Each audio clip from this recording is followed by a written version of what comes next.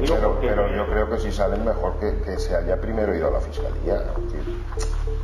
Lo ideal es, si eso está en un juzgado y sale, nadie va a sospechar que sale de policía, de investigaciones policiales, nadie va a sospechar. La Fiscalía te lo afirma, hacemos una gestión para... Si la Fiscalía me dice, oye, lo he leído, yo entonces lo cierro, los informes los tengo hechos. ¿Cuánto tiempo lo puedes cerrar esto? 3 semanas. El presente lo vemos, me parece bien, pero eso es lógico, es una relación de gobierno, evidentemente. No, pero vamos a empezar de su mano derecha no sabe lo que hace su mano izquierda.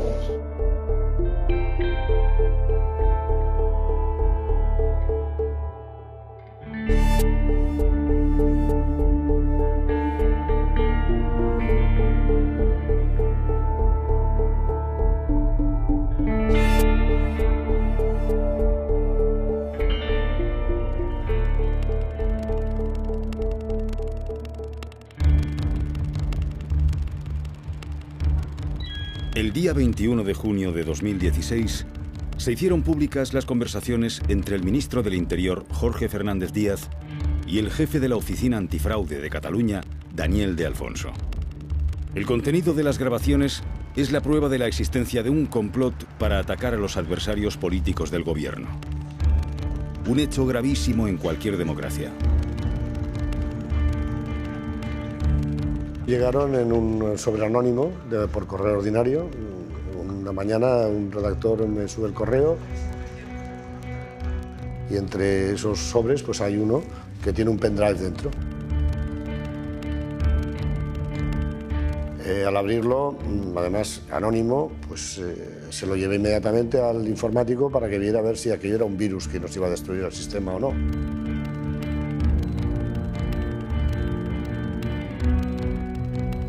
Al escuchar los audios, nos damos cuenta de que los interlocutores son el ministro del Interior, Jorge Fernández Díaz, y el director de la Oficina Antifraude, Daniel de Alfonso, que se presenta. En esa presentación, además, sale un nombre que para nosotros es reconocible, que es José Ángel Fuentes Gago, el jefe de gabinete, que es el que intermedió para que se produjeran las reuniones entre Daniel de Alfonso y el ministro del Interior.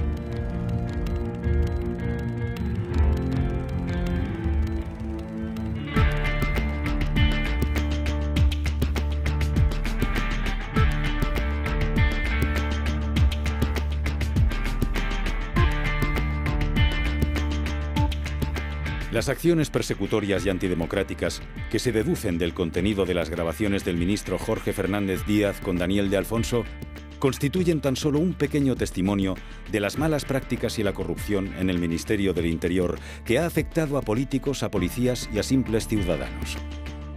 Un grupo de destacados funcionarios del Ministerio ha decidido dar su testimonio. Nosotros estábamos informando de ello y al parecer lo estábamos haciendo tan correctamente que el que fuera que remitió esa grabación al diario público consideró que éramos el mejor lugar y sobre todo el que nos atreveríamos a publicarlo.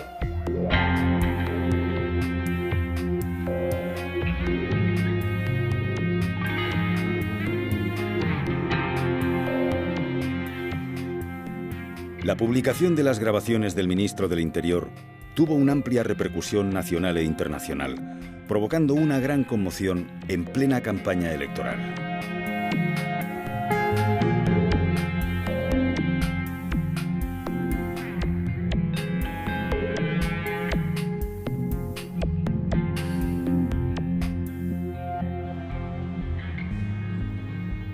Pero, si me permites, mételo en Fiscalía cuanto antes, porque esto es un torpedo, estoy a tus órdenes. Esto es un torpedo a la línea de flotación. Estoy a tus órdenes.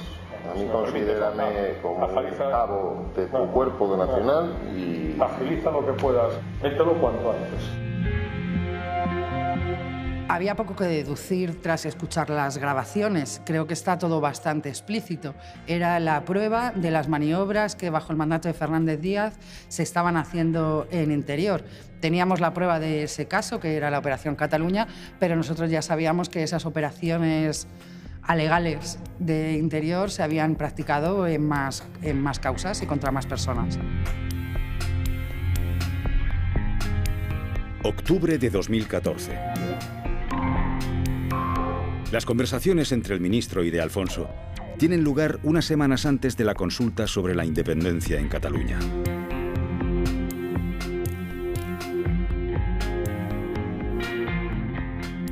En la conversación entre el ministro del Interior y de Alfonso, el ministro insiste una y otra vez en que la información falsa sobre Trías tiene que salir a la luz, tiene que ser filtrada en el plazo de una semana máximo, para que sea publicada justo antes de la consulta del 9N en Cataluña y, por lo tanto, desacreditar a los que están organizando esa consulta.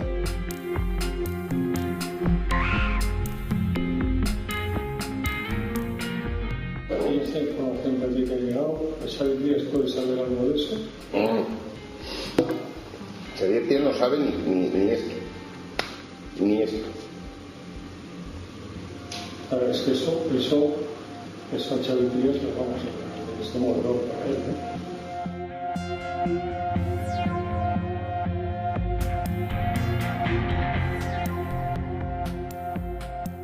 A mí me ha llegado una información, pero no la tengo contrastada. Te lo digo, no te lo iba a decir. Pero me han dicho que Xavier Trías tiene una cuenta en el extranjero con alrededor de 12 millones de euros. Primero, cuando me llega un comentario así, yo o me lo das por escrito o no investigo nada. Y si eso saliera, ¿tú qué opinas de eso? Yo, ministro, soy partidario de asestar el golpe cuando el golpe vaya a acabar con el animal. No. És esperpèntic. El més esperpèntic és sentir el ministre parlant d'aquest tema i parlant del Xavi Trías, com si fossin molt amics, i que resulta que està tramant una manera d'acabar amb una persona que es dedica a la política, no? Jo ho trobo sorprenent, és a dir, és una cosa que et quedes escandalitzat. Jo sempre dic el mateix. Jo sabia que el senyor Jorge Fernández Díaz era deshonest. Gràcies a l'aparició d'aquesta conversa, tot el país s'entera que aquest senyor és profundament deshonest. L'únic que no s'ha enterat que té un ministre deshonest és el president del govern. No fue por azar que 2 semanas más tarde de las conversaciones entre el ministro y de Alfonso, en las que conspiraban contra Trías, el mundo publicará una noticia acusando al entonces alcalde de Barcelona de disponer de una cuenta en Suiza, los fondos de la cual se habrían transferido a Andorra en el año 2013. La sort que vaig tenir és que vaig tenir un careig a través de la ràdio amb el director del Mundo. Jo li vaig dir que posaria una querella i el dia següent publicaven el número de compte. I jo he de dir la veritat que els he d'agrair que publiquessin el número de compte perquè això em va permetre que el banc suís fes un certificat dient que jo no havia tingut mai un compte en aquest banc.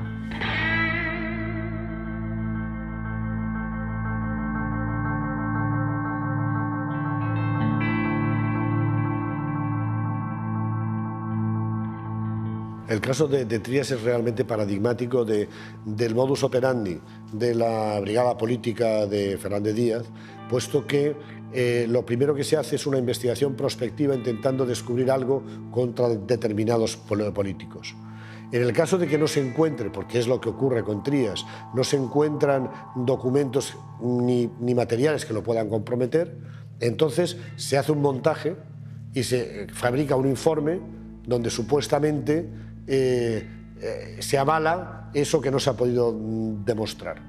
Ese informe apócrifo de la UDEF, con membrete pero sin firma, es el que a continuación se filtra a los medios de comunicación afines para que estos levanten un escándalo de grandes titulares y después el sindicato, mal llamado sindicato Manos Limpias, a continuación lo judicializa planteando una querella en base a esas informaciones viciadas, esas intoxicaciones periodísticas. Manos Limpias actuaba después de la publicación de los supuestos informes policiales en prensa. Pero, ¿cómo llegaban estos informes a manos de los periodistas? ¿Quién los filtraba? La respuesta a esa pregunta se encontró en el sumario de otro caso, el del pequeño Nicolás. El pequeño Nicolás, un estudiante de Derecho que se hacía pasar por agente del CNI y emisario de la Moncloa, fue detenido el 17 de octubre de 2014. 3 días más tarde, Asuntos Internos y el CNI se reunieron para hablar del pequeño Nicolás. En esta reunión que tenemos el día 20 de octubre, estamos informando al CNI que hemos detenido a Nicolás y que le hemos ocupado documentación firmada, entre comillas firmada, es decir, falsificada, con la firma del director del CNI y que se ha utilizado para una estafa.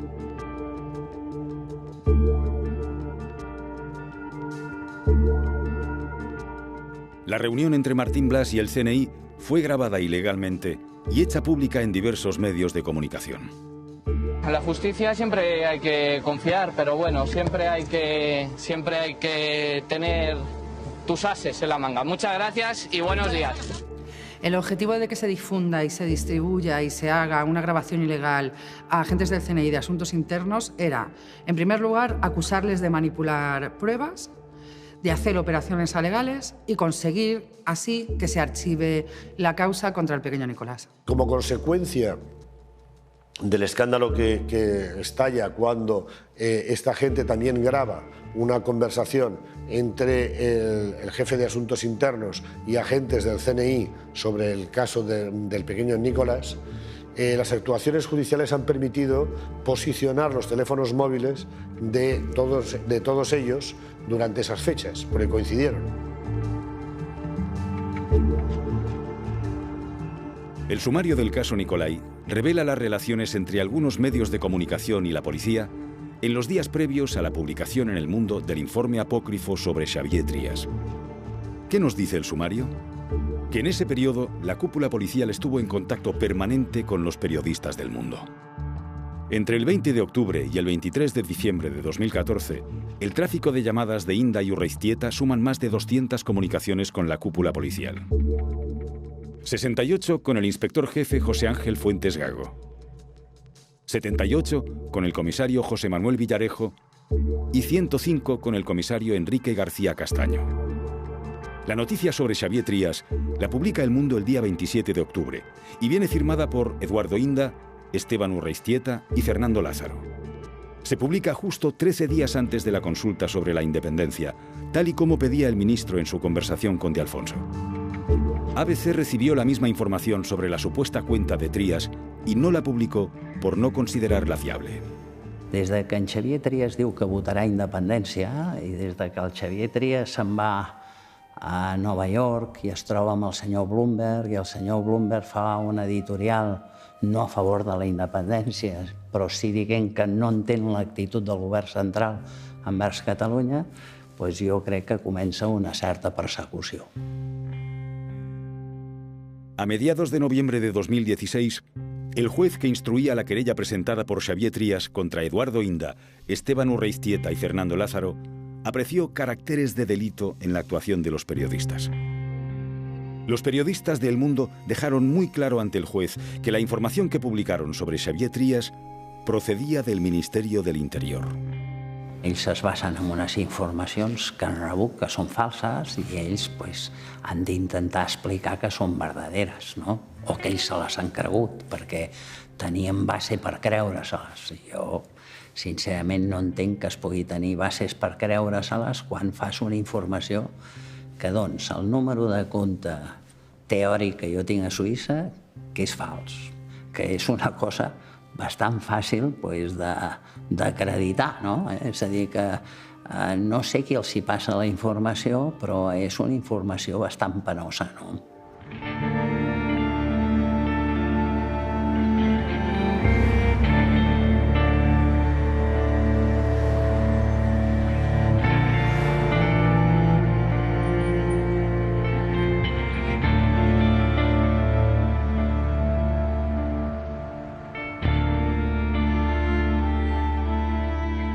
Estos podrían salir, ¿no? Podrían salir, pero yo creo que si salen mejor que se haya primero ido a la fiscalía. Lo ideal es, si eso está en un juzgado y sale, nadie va a sospechar que sale de policía, de investigaciones policiales, nadie va a sospechar.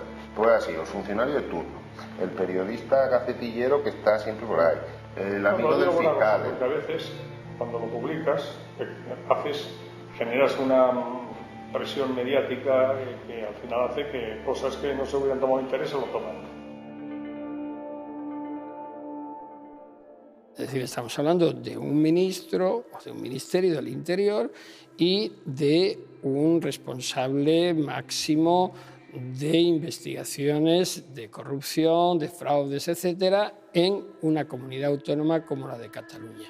Las comunicaciones que ahí se hagan entre ellos son oficiales. Aquí no hay secretos oficiales, es decir, no puede haberlos. Por tanto, la comunicación siempre tendría que ser contrastada y si se habla de actividades ilícitas debería de dar lugar a un procedimiento. Si por el contrario lo que aparece es que parece que hay cosas raras, artimañas, o cómo vamos a hacer, o yo voy a hacer, o yo te aviso, para mí podría tener contenido delictivo.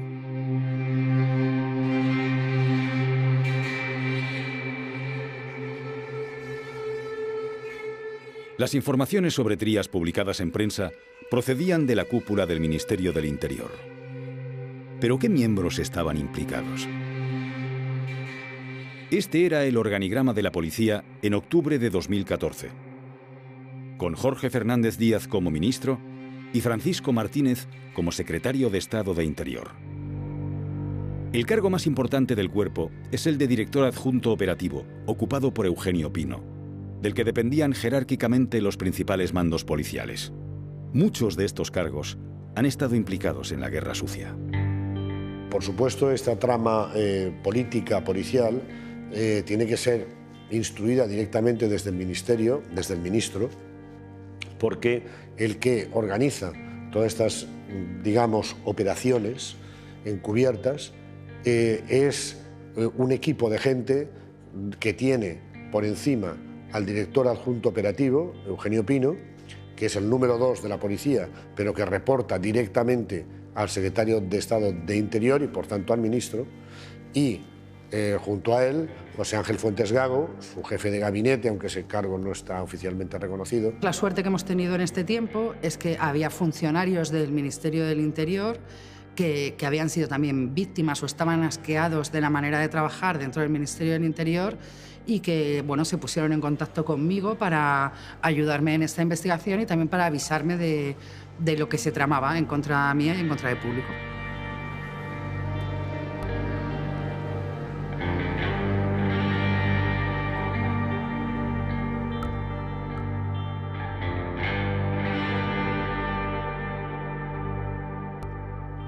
La decisión ahora de salir en una entrevista y denunciar, ¿no?, si se puede llamar así, la situación actual que está aconteciendo en la Dirección General de la Policía, básicamente es por la manipulación política que dicha institución ha hecho últimamente, ¿no?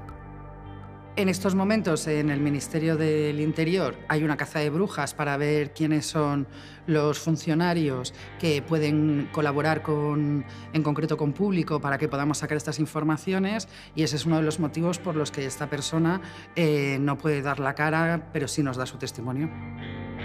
El ministro se debe de abstener de la dirección de cualquier investigación policial. El ministro, su competencia es la coordinación y dirección, pero a un nivel no tan concreto de investigaciones a la carta, por decirlo de alguna manera, ¿no?, por un interés partidista. Sin duda que el propio ministro del Interior esté dirigiendo una brigada política para desprestigiar, para hundir a los rivales políticos del partido en el poder, es el mayor escándalo que ha habido en democracia.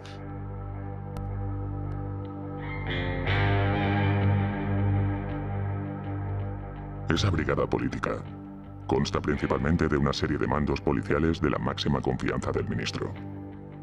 En este caso, el director adjunto operativo, Eugenio Pino, para este tipo de operaciones que se podrían denominar alegales, se servía de funcionarios de su máxima confianza, del inspector jefe Gago, del inspector jefe Gómez Gordo, del inspector jefe Bonifacio. También habría otra rama que, por clasificarla de algún modo, sería legal, en la que su máximo representante sería el comisario Villarejo. Y una tercera rama, la que se ha denominado oficina siniestra, ¿no?, que está ubicada en la calle Rafael Calvo, junto a la Dirección General de la Policía.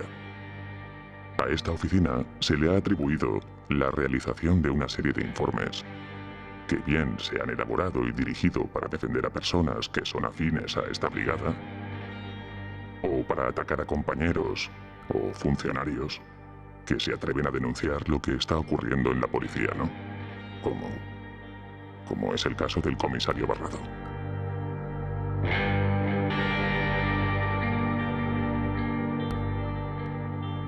En mis 40 años de policía, o 41, en la vida había visto yo, ni había sospechado, ni lo he visto, que hubiera un grupo de policías que se dedicara a proteger a los malos en contra de las víctimas de los delitos.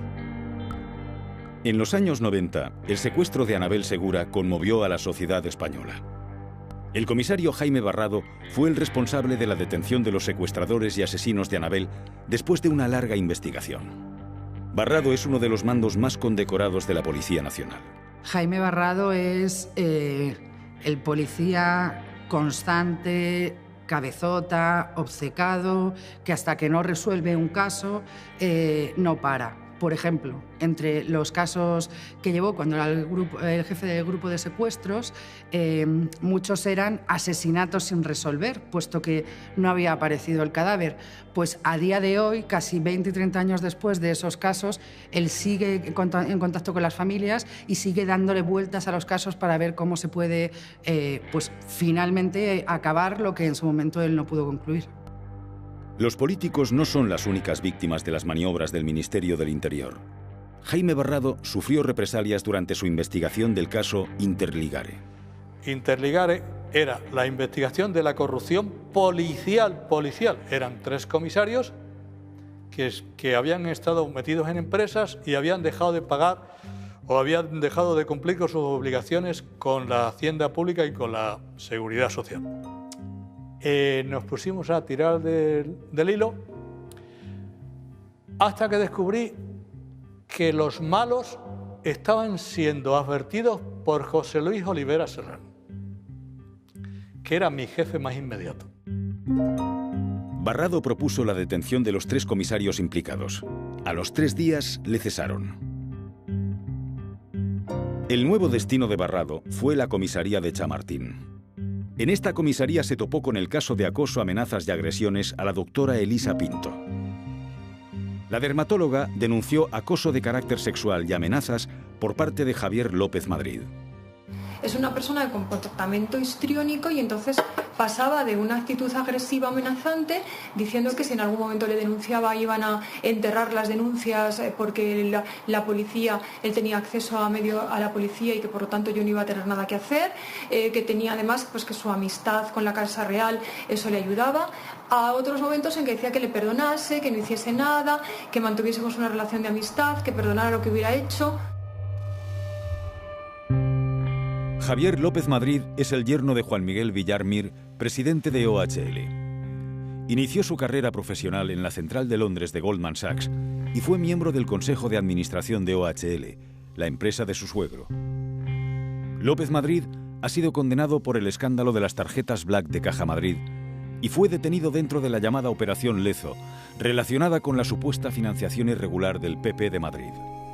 López Madrid es un hombre con amistades poderosas, amigo íntimo del rey Felipe VI, del que fue compañero en el Colegio Los Rosales. Tratamos de tomar declaración a López Madrid y ahí empezó eso que el que es policía se incentiva, que es cuando empieza a recibir llamadas extrañas y contestaciones raras. Excusas y mentiras, que es que yo, pues como policía y comisario, este señor tiene algo que ver con OHL, evidentemente, pues el teléfono del jefe de seguridad de OHL. Me lo pasan, llamo, me identifico, comisario de policía, Jaime Barrado, en Chamartín, y quisiera hablar con el señor Francisco Javier López Madrid. Palabras textuales del jefe de seguridad de OHL. No quiero decir cómo se llama. Ese señor es desconocido total en esta empresa. La doctora Pinto denunció 2 agresiones físicas con un cuchillo por parte de desconocidos, advirtiéndola de que dejara en paz a López Madrid. La doctora acudió a la comisaría de Chamartín, acompañada de su abogado, para denunciar los hechos. Preparo un juego de fotografía, lo que hacemos todos los policías, para realizar un acta de reconocimiento fotográfico, que es la previa para que nos asegure. Y entre varias fotografías de individuos con las mismas características físicas, pongo la fotografía del individuo conocido como Villarejo y le reconoce sin ningún género de duda al que está con el número, creo que le puse con el número 3, entre varias fotografías. Y es tan observadora esta mujer que me dice, pero esta fotografía, en esta fotografía está muy joven. A mí el que me apuñala, que es pero tiene más años cuando me apuñala. Yo el día 21, creo que fue un día 19, entrego al jefe superior de Policía de Madrid las diligencias donde está implicado un comisario de policía, presuntamente como autor de varios delitos, y a los 2 días me cambian de comisaría, me mandan a una comisaría conflictiva que se llama Carabanchel. Evidentemente nadie te dice por qué. Las represalias contra Barrado no se limitaron al cambio de comisaría. Le abrieron un expediente que acabó con la suspensión de empleo y sueldo. Jaime Barrado presentó un recurso y la sección 7ª del Tribunal Superior de Justicia de Madrid dictó a su favor en una sentencia que especificó que la credibilidad del comisario estaba fuera de toda duda. Yo veo que hay una mano negra. Ya me pongo a investigar a este hombre y veo que cada policía que ha investigado a este hombre ha terminado suspendido, trasladado. Y veo que hay gente que tenía que estar investigando, como en la Unidad de Asuntos Internos, y no solamente no investiga, sino que los quitan a los que intentan investigar a alguien que tiene relación con el Villarejo. Es un auténtico mafioso. Don José Manuel Villarejo es secretario general del Sindicato Profesional de Policía. Yo estoy segura que tiene muchas cosas que contar. ¿Quién es José Manuel Villarejo? ¿De quién depende? La trayectoria del comisario Villarejo se remonta a los inicios de la transición y las oscuras maniobras del Ministerio del Interior también. En el lenguaje popular, en el antiguo régimen, se decía que la policía tenía un carácter facha. ¿En qué ha cambiado la policía de entonces a la policía de ahora? Dentro del ambiente funcionarial, posiblemente el cuerpo que más ha asumido el proceso democrático haya sido el Cuerpo Superior de Policía. En el inicio de la transición, diversos mandos policiales crearon el Sindicato Profesional de Policía. El comisario Villarejo formó parte de su constitución. Al fundarse el Sindicato Profesional de Policía, bajo la cobertura de defender de una forma democrática a los agentes policiales, lo que se hace es crear una organización donde la mayor parte de sus dirigentes proceden de Fuerza Nueva, proceden de la ultraderecha o proceden de la brigada político-social. Las malas prácticas no surgen como las setas de temporada en temporada, ¿no? Es decir, vienen de atrás. Hay una cepa, ¿no?, de la cual luego surgen las hijuelas, ¿no? Entonces, evidentemente, esto venía de bastante atrás. En el año 1983 se produce el secuestro de Segundo Marey. 2 años más tarde, un atentado en un bar de Bayona acababa con la vida de 4 presuntos miembros de ETA. Los autores eran los miembros del GAL, Grupos Antiterroristas de Liberación. Finalmente se descubrió la vinculación de los GAL con la policía y con altos mandos de Interior. Volver la vista atrás en el caso de los GAL es aleccionador porque nos muestra cómo las malas prácticas que se dieron durante el juicio son muy parecidas a las que se dan en la actualidad. Yo fui uno de los abogados que defendí los GAL. Yo llevaba a 4 comisarios, Miguel Planchuelo, Julio Hierro Moset, Francisco Saiz Ceja y Jesús Martínez Torres. Después también estuve llevando a otros 2 inspectores, Luis Gens y Francisco Corujo, que estuvieron involucrados en el tema del GAL.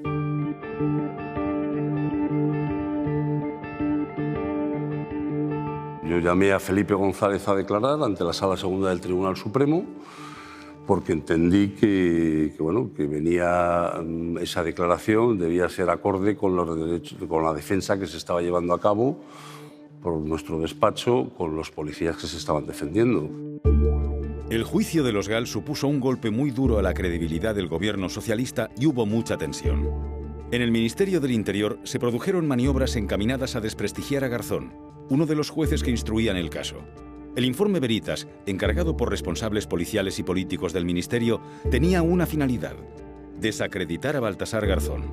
El mismo modus operandi que en la actualidad, la publicación en prensa de supuestos informes policiales.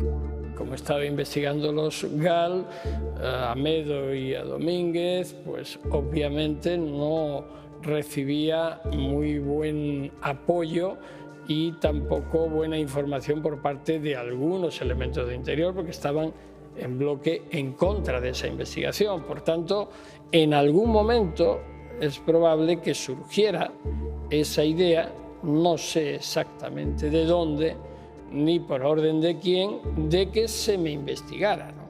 De que se me buscaran las vueltas a mí, porque era yo el que estaba investigando. Supongo que a cualquier otro juez que hubiera hecho lo propio. Y me seguían a lugares públicos o a restaurantes, o recuerdo que algún partido de fútbol en el Bernabéu también. Y ya hasta una vez me acerqué a una de las personas y le dije: sean un poco más discretos porque ni siquiera están haciendo su trabajo bien. En el informe Veritas se aseguraba que el magistrado tenía relaciones con miembros de una organización de narcotraficantes y que había participado en orgías con mujeres. El comisario Villarejo participó en la elaboración del informe tal y como reconoció en una carta dirigida a la Dirección General de la Policía en 1995. Esto entraba dentro de esa mala visión del Estado que algunas personas tienen. Y para eso crearon un grupo fuera de escalafón, que vinieron responsables desde Barcelona, desde Zaragoza, y se formó un grupo para investigar. Y yo le dije a la secretaria de Estado, digo: sé que estáis haciendo esto. Ella me dijo: yo no soy. Digo: bueno, pues o eres tú o es Juan Alberto Bello, porque no se forma por arte de magia esto. Todo eso parece una película de serie B, pero se hizo e incluso llegó a presentarse el atestado. Yo lo que creo que es que muchas veces los políticos utilizan las fuerzas de seguridad del Estado no todo lo correctamente que deberían de utilizarlas. A las pruebas me remito con lo que ocurrió hace años con el GAL. Que hubo una serie de políticos con una serie de intereses y utilizaron a los funcionarios del Estado. Lo que quiero decir es que el informe Veritas era el síntoma de una enfermedad corrosiva interna cancerígena, que era la mala praxis de los servicios de información, contrainteligencia, de un modo de hacer y de actuar desde aparatos del Estado que estaba corrompido en sus propias bases.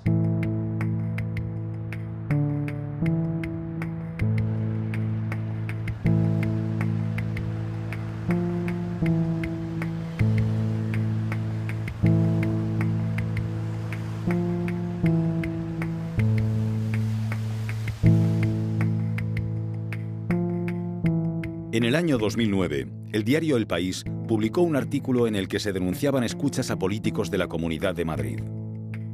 Era la primera vez que salía a la luz un caso de uso de fondos públicos para espiar a rivales políticos.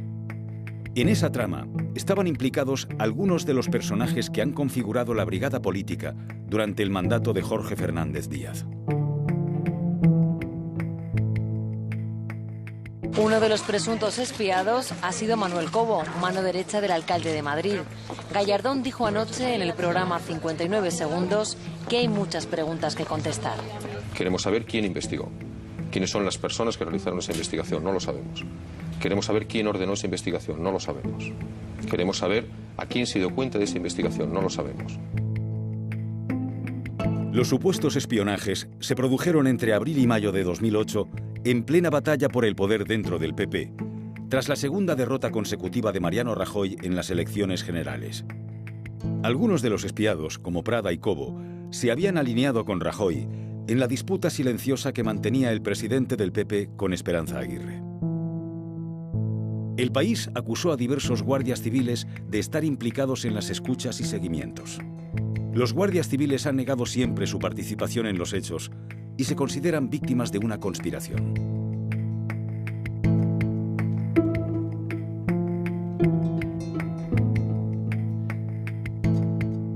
En enero del 2008, a principios de enero del 2008, el señor Gamón y el señor Castaño nos reúnen a los 6 asesores en el despacho del señor Gamón y nos transmite que, por especial interés del vicepresidente primero autonómico, en aquel entonces don Ignacio González, tiene especial interés en que nosotros desarrollemos unos seguimientos a los que el señor Gamón denomina objetivos. Estos objetivos ya se los he trasladado a quien lo tengo que trasladar, que es a la autoridad judicial. Pero vamos, no me importa decírselos. Era el señor Gallardón, el señor Cobo, el señor Prada, la señora Cifuentes, un señor que se apellida Cabezas, otro señor que se apellida Núñez y 2 o 3 alcaldes de localidades madrileñas. Si los guardias civiles niegan haber realizado los seguimientos, ¿quién los efectuó? Al comisario Jaime Barrado se le encargó la investigación de las escuchas cuando ya había salido a la luz que la comunidad autónoma había contratado a una empresa de detectives. El espionaje lo practicaban personas, que esas personas cobrarían dinero, utilizarían coches, teléfonos, eso vale dinero y ese dinero pues saldría de las arcas públicas, con lo cual era malversación de fondos públicos. Una de las cosas que es anecdótica que descubrí en delincuencia económica es que los ladrones roban, los políticos y la gente importante no roban. Ya van cambiando la terminología del verbo. Malversan, caudales, desvío de fondos. Los desvíos siempre se desvían para el mismo sitio. El comisario Jaime Barrado debe de tener clarísimo lo que hay aquí. O sea, él debe de saber que esto es una porquería. Y tampoco creo que no sospeche que los seguimientos reales estaban en Método 3 y no en nuestras personas.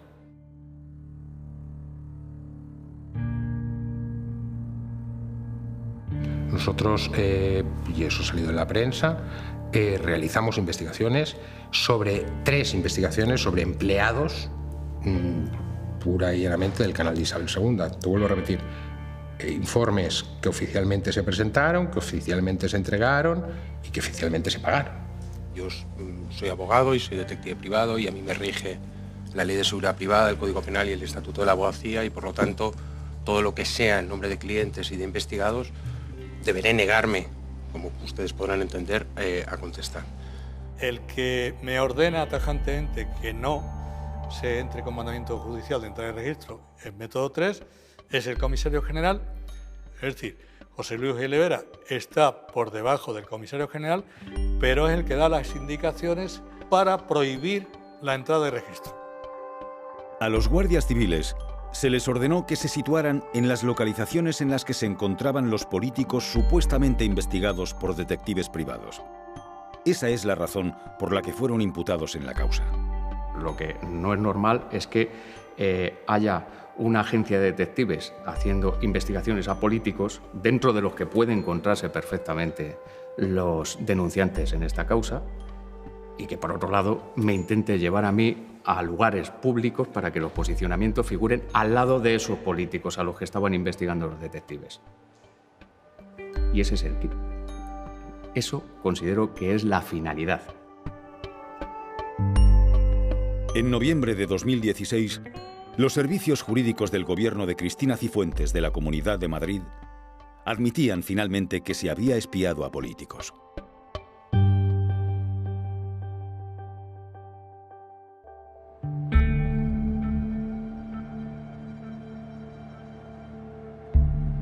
Hemos visto cómo el comisario Villarejo está presente en muchas de las tramas que hemos narrado hasta ahora.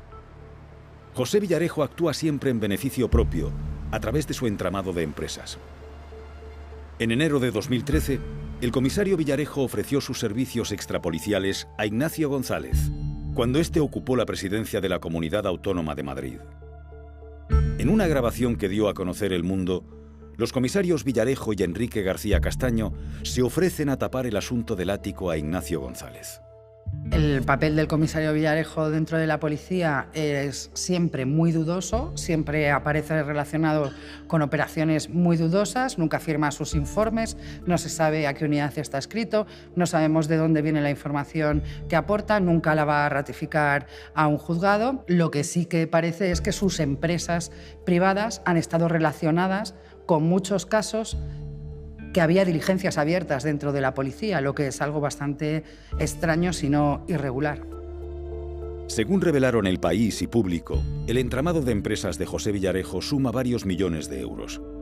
Junto a su actual esposa Gema Alcalá Garcés y el abogado Rafael Redondo Rodríguez, participa y en algunos casos figura como presidente o administrador único en 12 sociedades.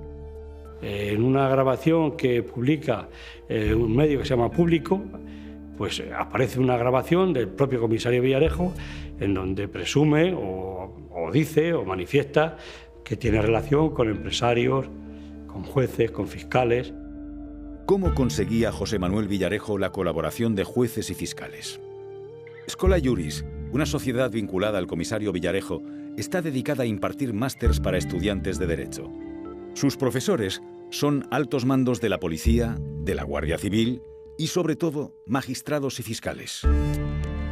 Como Manuel Mois, nombrado por el PP fiscal anticorrupción, o José Manuel Maza, magistrado del Tribunal Supremo, nombrado por el PP fiscal general del Estado. Las actividades lucrativas de Villarejo se sobreponen y confunden con sus acciones en la brigada política, como es el caso de sus movimientos en la llamada Operación Cataluña.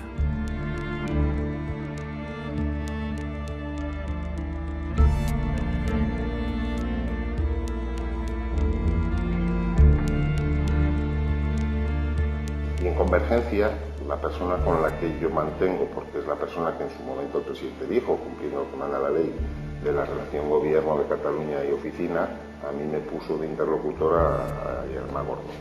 Porque esto pasaría porque Artur Mas dejara el partido o dejara la presidencia, eso es evidente, que ahí es donde entraría Yerma. Cuando en ese escenario que tú dibujas, ¿para cuándo dejaría la presidencia de la Generalitat? Bueno, es que si se consigue forzar el año y medio que queda de legislatura, en las próximas elecciones él ya habrá dimitido, habrá un nuevo secretario general.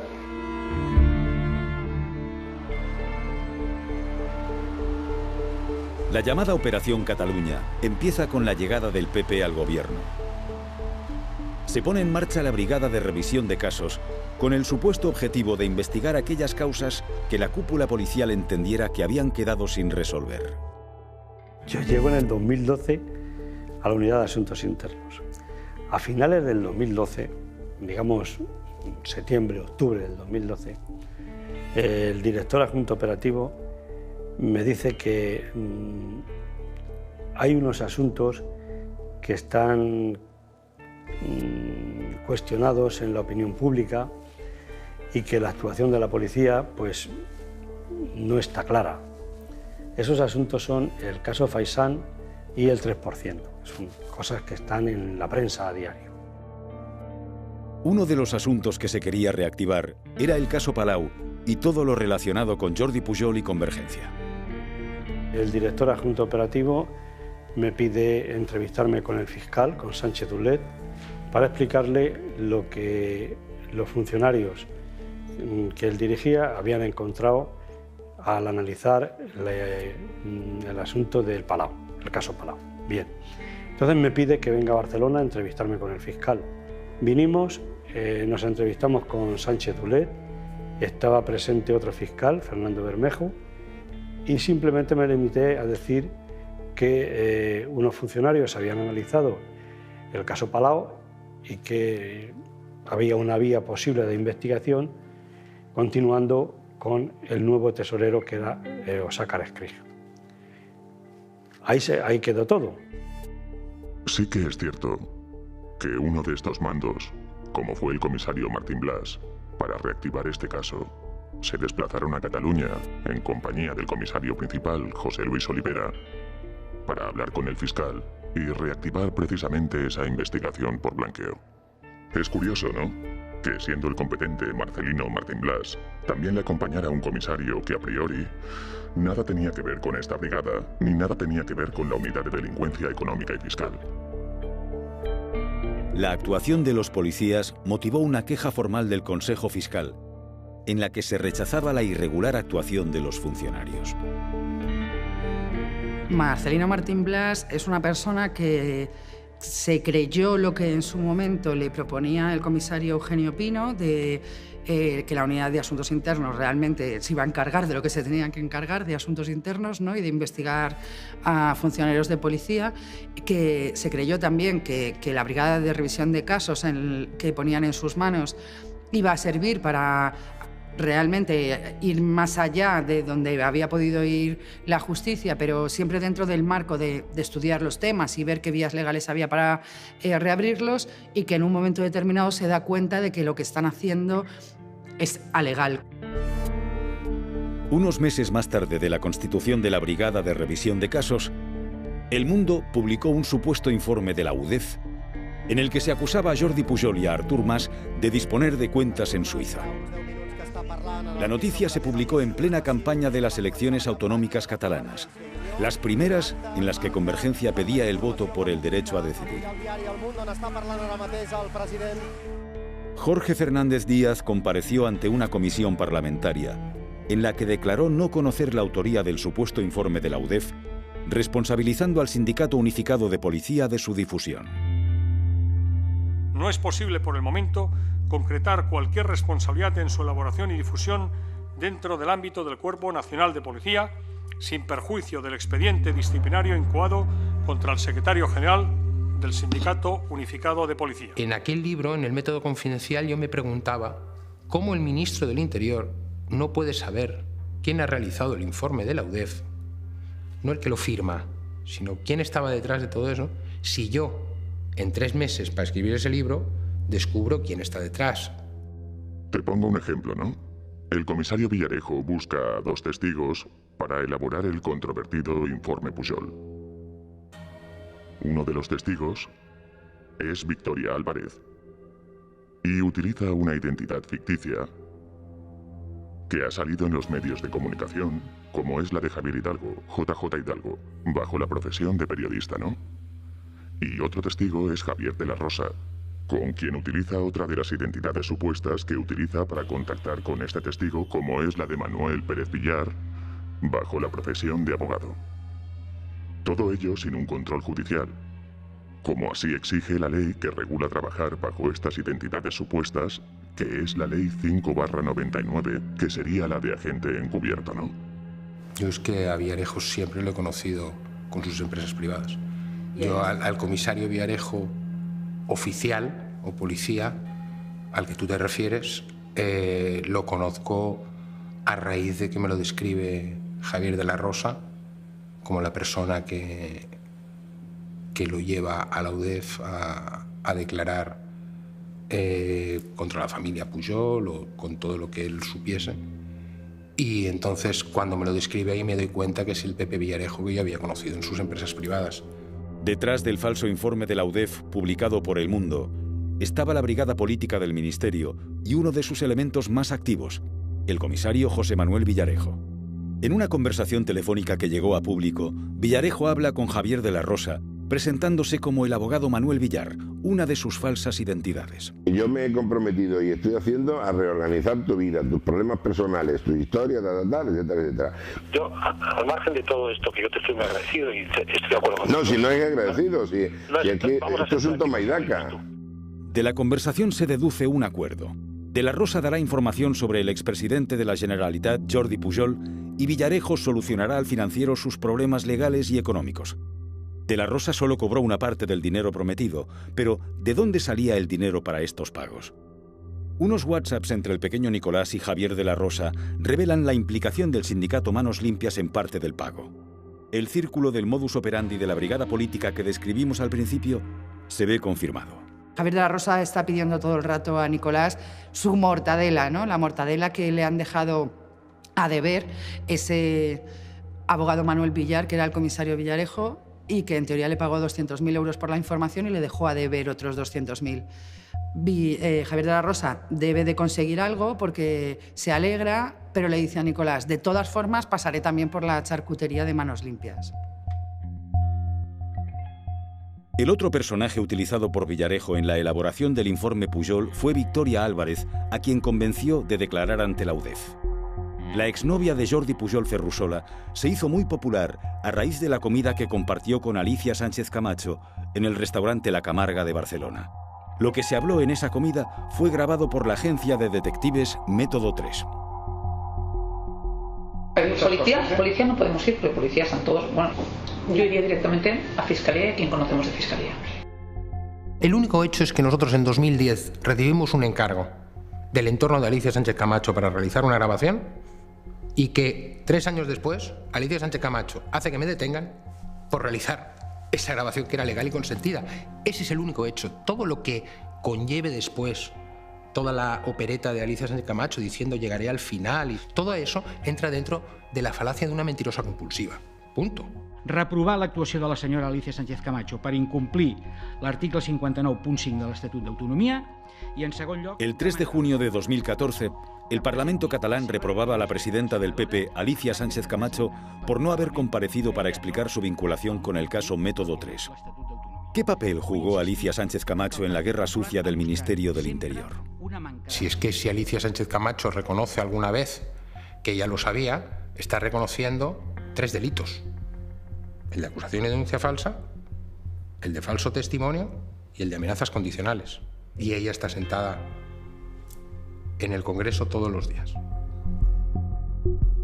Alicia Sánchez Camacho, en lugar de contactar con la Fiscalía o el juez, llevó la información obtenida en La Camarga al Ministerio del Interior.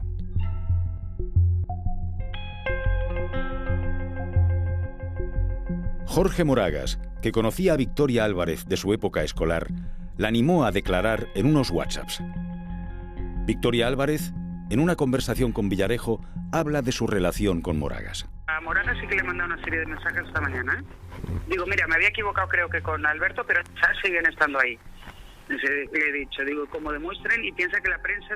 yo no sé nada de este circo y además dice, y el único perjudicado soy yo. Digo, vete a la mierda, tú de perjudicado no tienes nada. ¿Vale? Pero ¿te ha contestado Moragas, por lo menos? Soy yo. ¿Te ha contestado él? ¿Te ha contestado Moragas, por lo menos? Sí, me ha contestado. Me ha contestado 2 o 3 mensajes. Por lo menos tiene la ventaja.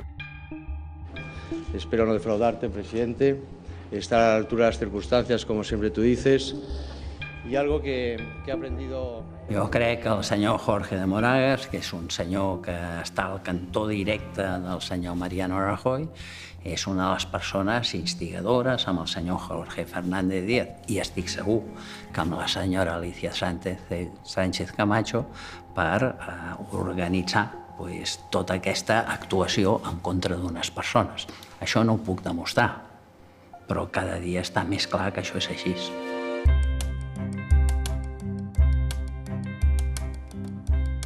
Si fuera la banca privada de Andorra, si fuera esa sería una buena cosa, porque Higini Cierco, que buen amigo, Higini tiene miedo de que se le rompa su tema del Banco Mar. Y él estaría dispuesto a robar esto. Yo no sé en qué banca es. Transferido a Andorra, sí. No sé en qué banca, tampoco hay mucho de Andorra. La información de Victoria Álvarez sobre los Pujol apuntaba a cuentas millonarias en Andorra, y la brigada política se centró en obtener esa información con múltiples presiones. El 10 de marzo de 2015, el FinCEN emitió una nota sobre supuestas irregularidades en la banca privada de Andorra, cuyos accionistas mayoritarios eran los hermanos Cierco. El FinCEN es una agencia del Departamento del Tesoro norteamericano que investiga operaciones financieras relacionadas con el crimen organizado. Jaume Bartomeu era entonces abogado de la familia Cierco. Vaig demanar hora per parlar amb el cap de govern i el cap de govern es va fer acompanyar pel ministre de Finances. Encara no feia una setmana que havia esclatat aquesta greu crisi, jo els hi vaig anar a explicar uns fets que s'havien esdevingut gairebé un any abans, a l'estiu del 2014, que eren unes coaccions que s'havien fet sobre els responsables de l'entitat Banca Privada d'Andorra per part de persones vinculades a organismes de seguretat espanyols i en relació a que, trencant el secret professional, donguessin informació d'uns comptes que hi pogués haver a l'entitat que ells dirigien i representaven de la família Pujol.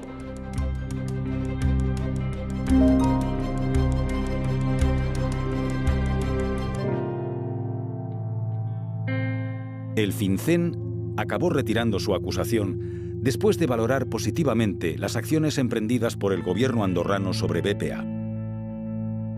Unos meses más tarde, los hermanos Cierco presentaron una denuncia ante la justicia andorrana sobre supuestas presiones de la policía española para obtener información sobre las cuentas de la familia Pujol. Higini Cierco prestó declaración ante la jueza andorrana.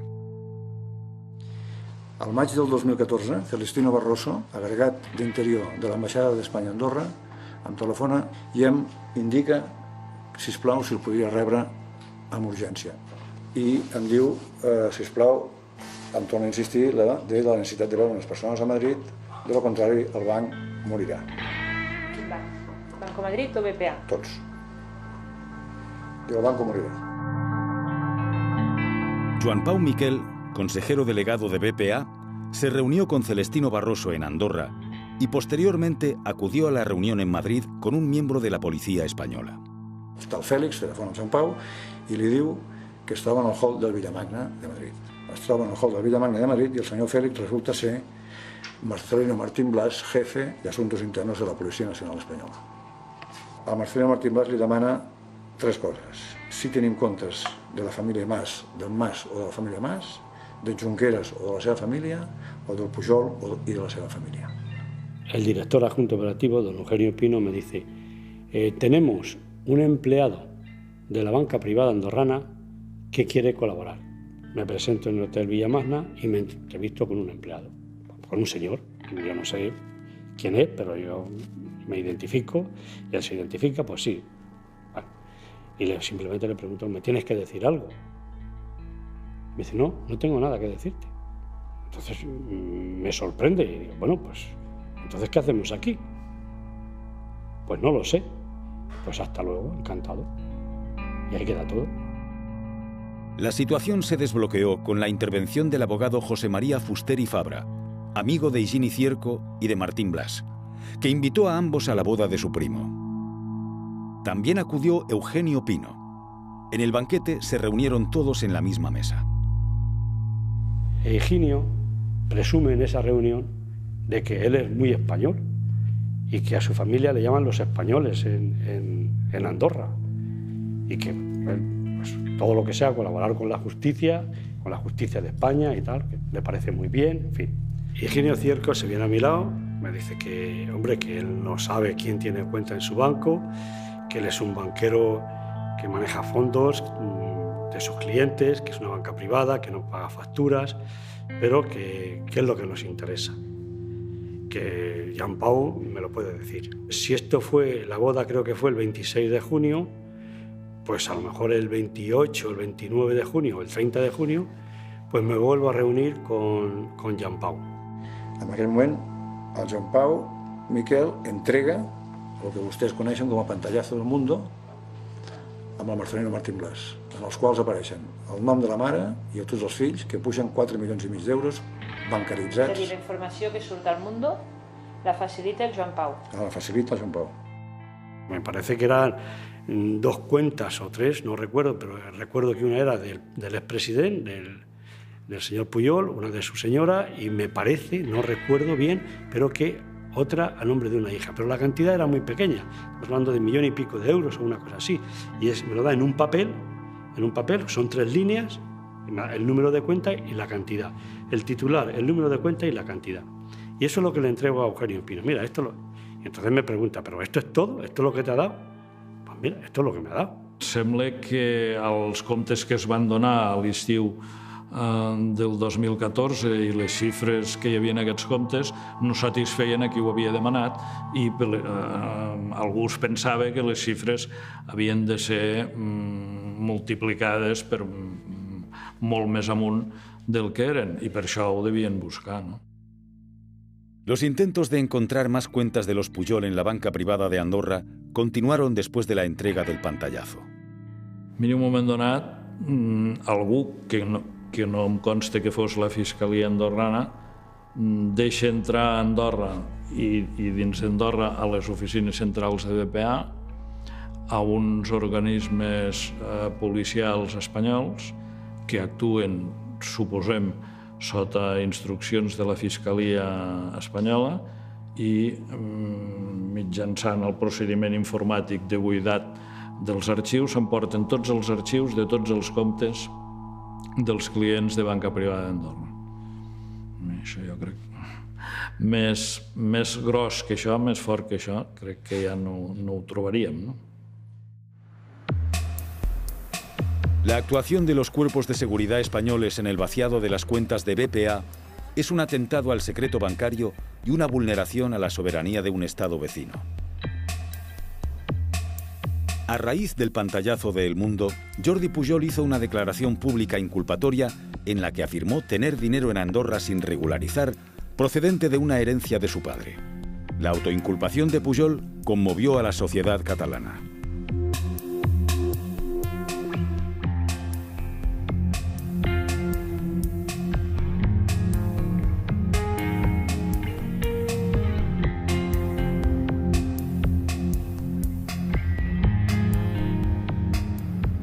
El interés del Ministerio del Interior por la banca andorrana no se limitaba a los políticos independentistas.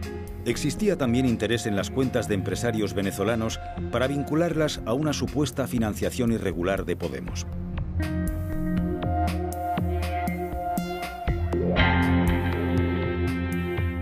A mí se me interviene el teléfono dentro del marco de la Operación Clotilde, hoy conocida como causa Petrov por los medios, y esto sucede entre básicamente noviembre del año 2012 y marzo del año 2013.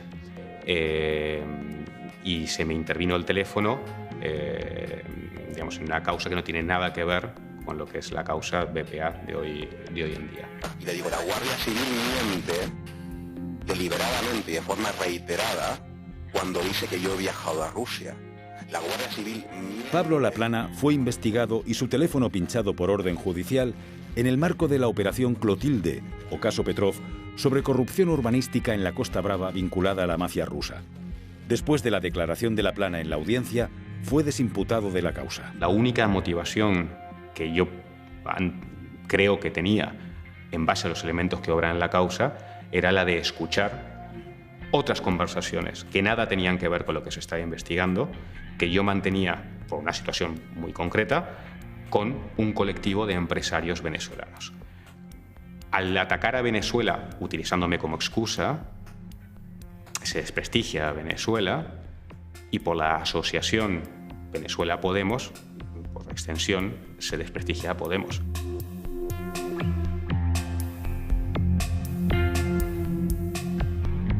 Se ha repetido hasta la saciedad que Podemos está financiado por Venezuela, hasta el extremo de que en algunas encuestas la mitad de los españoles creen efectivamente que Venezuela financiaba a Podemos, cuando esto no solamente no ha ocurrido, sino que todas las denuncias, todas las querellas que han ido en esa dirección han tenido que ser archivadas.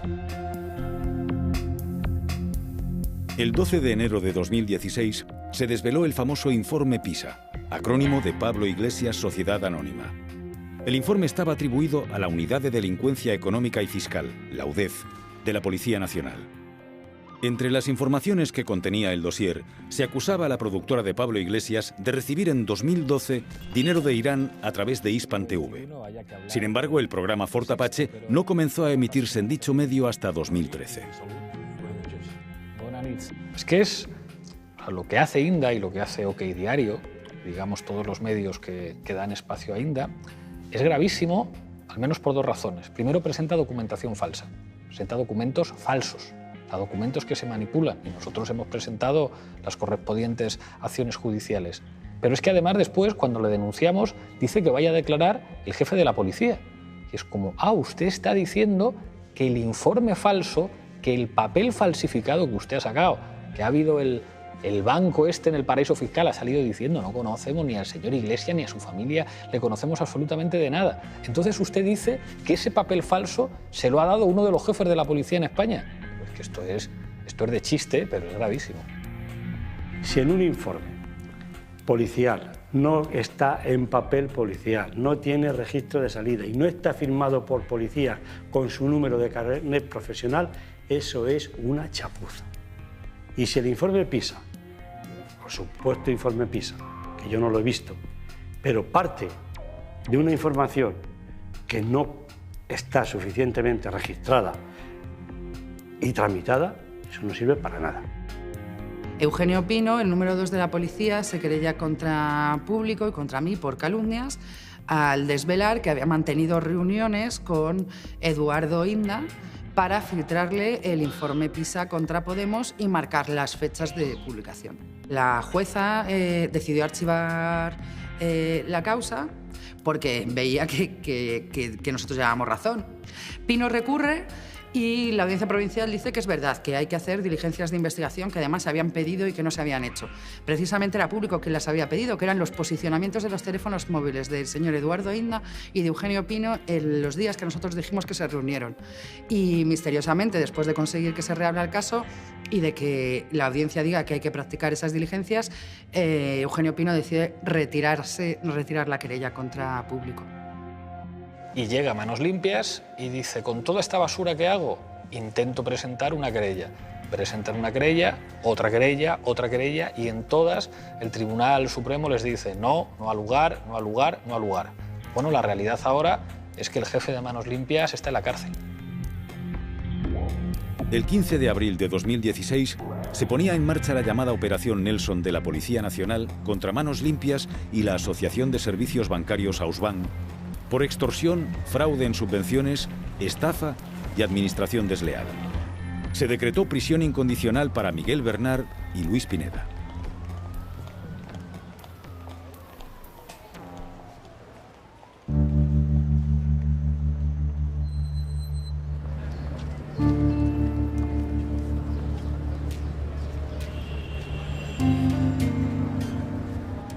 Muchas de las pruebas que se aportan en este documental salen del sumario del caso Nicolai, elaborado por la comisión judicial nombrada por el juez Zamarriego, para investigar la grabación de la reunión entre el CNI y Asuntos Internos en octubre de 2014.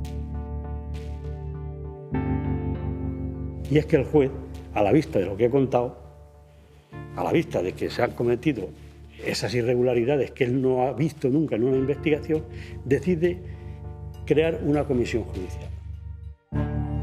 Marcelino Martín Blas formó parte de esa comisión desde que fue cesado de su cargo como jefe de Asuntos Internos de la Policía en marzo de 2015. Constituida la comisión judicial, pedimos informes a Policía Científica y Policía Científica nos dice cuándo, cómo y a través de qué medios se ha hecho la grabación. Para un policía la deducción no es muy complicada, es decir, si el periodista que está publicando desde el primer momento de la detención se llama Carlos Mier y trabaja en información sensible, y ya hemos visto que información sensible es del comisario Villarejo, y luego después nos encontramos con que esa llamada, que ha sido cortada según el informe de Policía Científica, resulta que corresponde a ese periodista. No es muy difícil la conclusión, ¿no? La comisión judicial presentó sus conclusiones en mayo de 2016.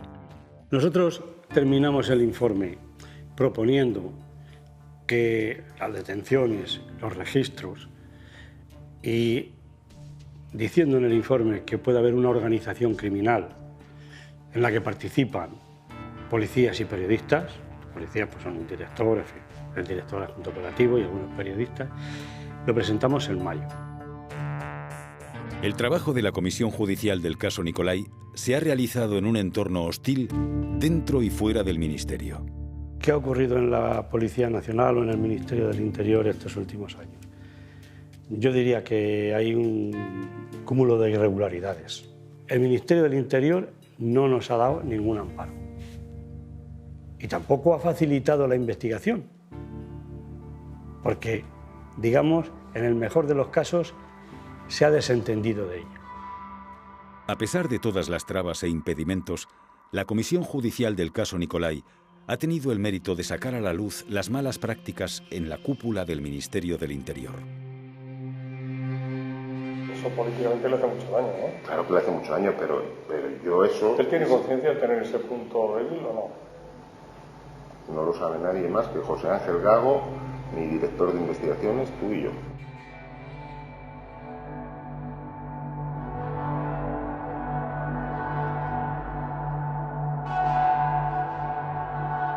Las grabaciones al ministro aparecen en público unas semanas más tarde de la presentación del informe de la Comisión Judicial. Entre las acusaciones que recibe Martín Blas está la de haber grabado al ministro Jorge Fernández Díaz. Simplemente quiero dejar constancia que yo ni he tenido la grabación del ministro, ni he grabado al ministro, ni sé grabar. Es que no sé ni cómo funciona una grabadora. Lo digo sinceramente, no sé cómo funciona una grabadora. Ni he estado en el ministerio en esas fechas. Es imposible, es una acusación gratuita. El Ministerio del Interior no ha mostrado demasiada diligencia en investigar las grabaciones de Jorge Fernández Díaz con Daniel de Alfonso.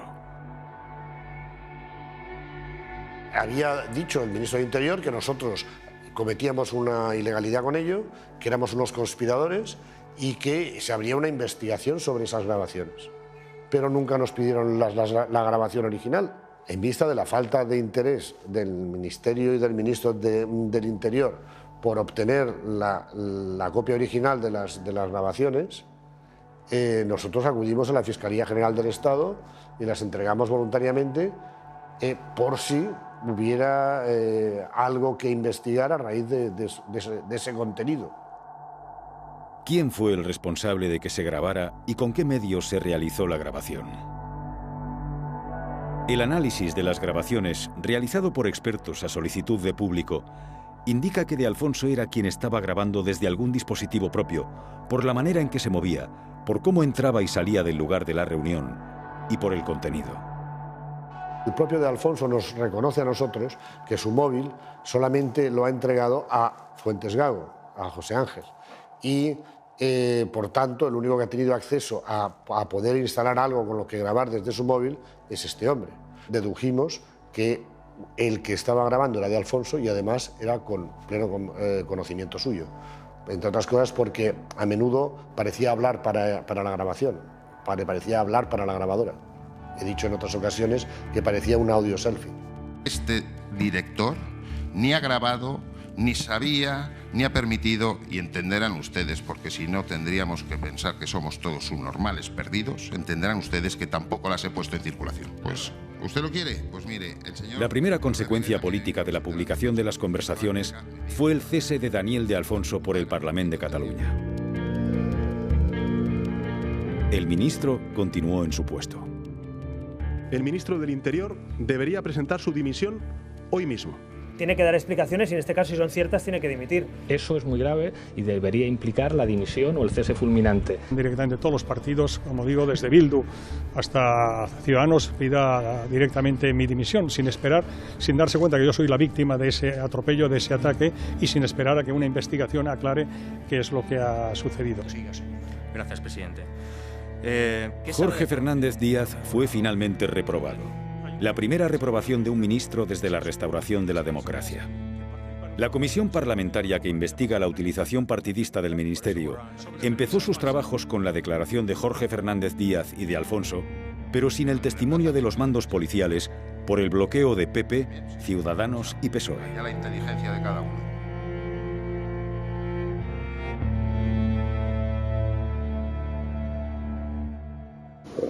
El presidente del gobierno sabe me parece bien, pero eso es lógico, es una relación de gobiernos, evidentemente. Pero sabe, su mano derecha no sabe lo que hace su mano izquierda.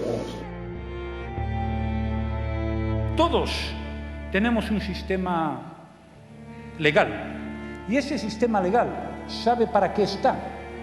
para proteger a los ciudadanos del uso arbitrario del poder. Eso es el ABC de la democracia, del Estado de Derecho y de la ley. Bueno, és un atemptat a la democràcia d'una gravetat extrema. Això ni a les grans dictadures passa, això. Bueno, sí que passa això a les grans dictadures. Nadie por su ideología política en una democracia puede ser investigado. Eso ocurre en las dictaduras, ¿no? Y de eso en la dictadura franquista conocemos bastante, ¿no? Eugenio Pino ha sido imputado. El caso de la doctora Pinto reabierto y el comisario Villarejo identificado e imputado. Pero ¿han finalizado las malas prácticas en el Ministerio del Interior? Con el cambio de ministro de Fernández Díaz a Zoido, yo creo que todavía no ha supuesto acabar con esa mafia y con esa trama y con esas malas prácticas que hay dentro de la policía. Todavía queda una estructura de inspectores, jefes y algún que otro comisario, como García Castaño, que siempre aparecía en todas estas cosas de la brigada política, que ahí siguen en sus puestos. Entonces, la limpia está por hacer todavía. Se trata de que existe una trama político-empresarial en este país que se dedica realmente a gobernar en la sombra con absoluta impunidad y que cuenta con lo que podríamos llamar un ejército de mercenarios, que naturalmente son policías, muchos de ellos, pero que hay que incluir también algunos fiscales y hasta algunos magistrados. Entonces llega un momento que ya se sitúa uno muy lejos de creer en nada, donde había una persona que creía en las instituciones, en el Estado social y democrático de derecho en el que convivimos los ciudadanos, una persona que creía firmemente en la división de poderes, en que la policía y la Guardia Civil protege los derechos y garantías de los ciudadanos, pues ahora queda una persona con unos principios y unos valores derrumbados. Después de ver lo que he visto, ya siendo comisario, que hay una serie de individuos que trabajan a las órdenes de quien más les paga, que son auténticos sicarios, me repugna tanto esa actitud que es lo único que me mueve para estar aquí. Yo estoy convencido de que hay muchos policías superiores míos que han sido decentes, pero no han sido capaces porque el sistema está tan corrupto que expulsa a los decentes.